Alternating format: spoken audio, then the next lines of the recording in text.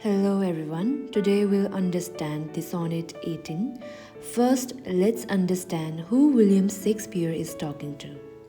He is writing this beautiful poem to a very dear friend, a young man known as the Fair Youth.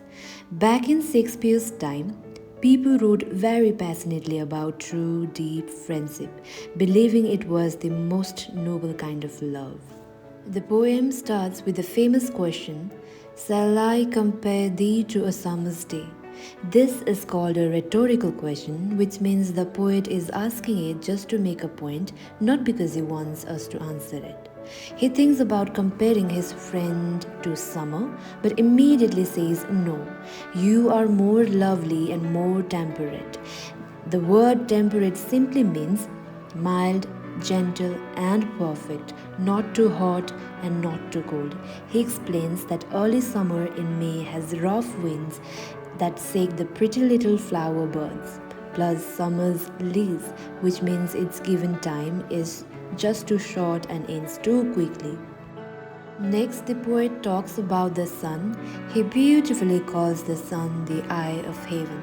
Sometimes this eye shines way too hot, other times the sun's gold complexion, its golden face, is dimmed or hidden behind dark clouds. Then Shakespeare tells us a sad truth about the world. Every fair from fair sometimes declines. This means that every beautiful thing in nature will eventually lose its beauty. It happens either by accident or just because nature's season changes over time. This teaches us a big theme of the poem, the impermanence of nature, meaning nothing in nature lasts forever. And the story takes a magical turn. The poet says to his friend, "But thy eternal summer shall not fade." This means his friend's beauty is like a perfect summer that will last forever, and he will never lose the beauty he owns.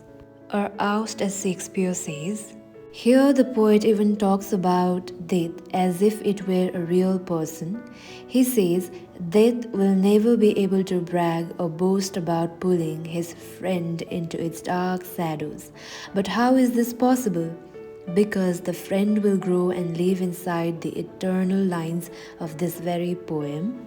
The poem ends with two rhyming lines that wrap up the whole story.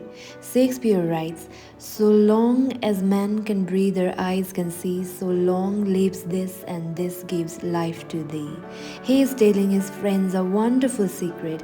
As long as there are human beings alive on earth who can read this poem, the poem will keep living and it will give life to you.